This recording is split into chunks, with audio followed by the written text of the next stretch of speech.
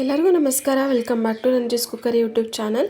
ಇವತ್ತು ನಾನು ಸೂಪರ್ ಆಗಿರೋ ಹಾಗೆ ತುಂಬಾ ಸಿಂಪಲ್ ಆಗಿರೋ ತುಂಬ ರುಚಿಯಾಗಿರೋ ಕಿಚಡಿನ ಯಾವ ರೀತಿ ಮಾಡೋದು ಅಂತ ತೋರಿಸ್ಕೊಡ್ತಾ ಇದ್ದೀನಿ.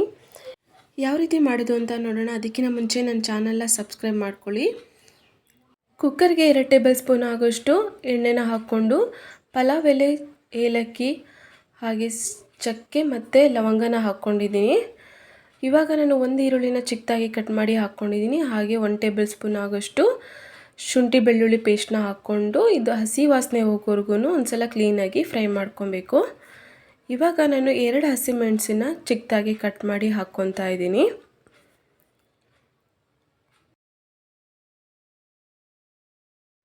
ಇವಾಗ ನಾನು 1 ಟೊಮೊಟೊನ ಚಿಕ್ಕದಾಗಿ ಕಟ್ ಮಾಡಿ ಹಾಕ್ಕೊತಾ ಇದ್ದೀನಿ. ಎಲ್ಲದನ್ನು ನೀಟಾಗಿ ಒಂದ್ಸಲ ಮಿಕ್ಸ್ ಮಾಡ್ಕೊಬೇಕು.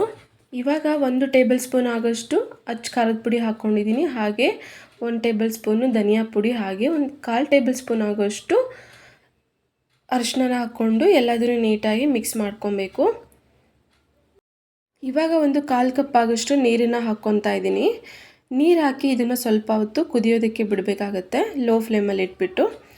ಇವಾಗ ನಾನು ಒಂದು ಬೌಲ್ಗೆ 1 ಕಪ್ ಆಗೋಷ್ಟು ಅಕ್ಕಿನ ಹಾಕ್ಕೊಂಡಿದ್ದೀನಿ.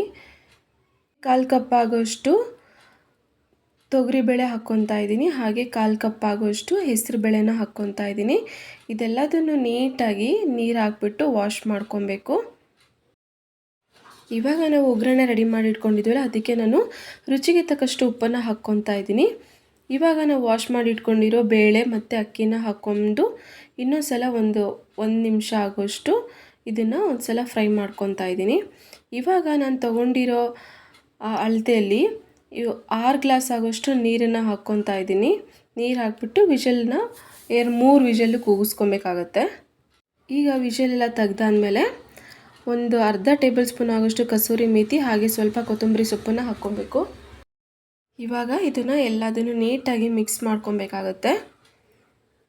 ಇವಾಗ ಇದನ್ನು ಗ್ಯಾಸ್ ಮೇಲೆ ಬಿಟ್ಟು ಇನ್ನೊಂದು ಗ್ಯಾಸ್ ಮೇಲೆ ನಾನು ಒಂದು ಪ್ಯಾನ್ಗೆ ಎಣ್ಣೆನ ಹಾಕ್ಕೊಂಡು ಜೀರಿಗೆ ಮತ್ತು ಹಾಗೆ 1 ಬೆಳ್ಳುಳ್ಳಿನ ಚಿಕ್ಕದಾಗಿ ಕಟ್ ಮಾಡಿ ಹಾಕ್ಕೊತಾ ಇದ್ದೀನಿ.